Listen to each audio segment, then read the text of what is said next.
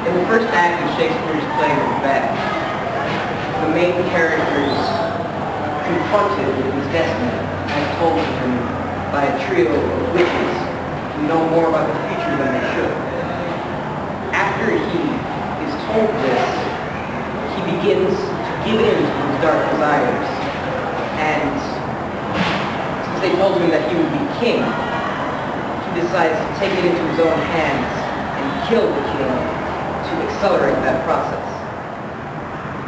The character Macbeth is a very ambitious man, and while he is powerful to begin with, the prophecy that is revealed to him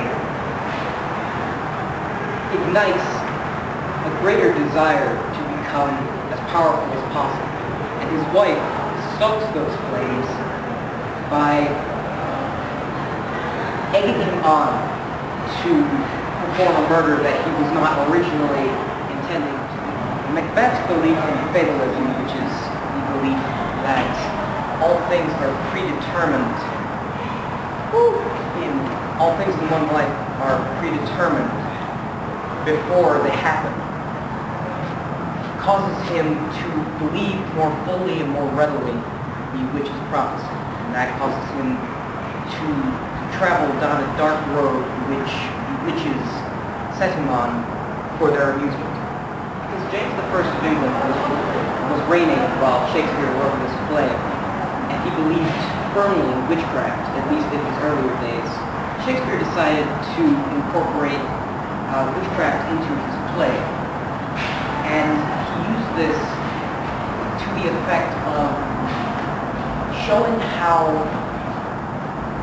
a stimulus could set somebody down a dark path because of their own desires and ambitions.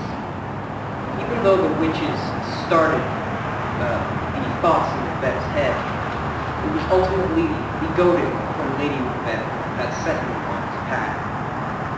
He could not initially fathom the acts which he would eventually commit.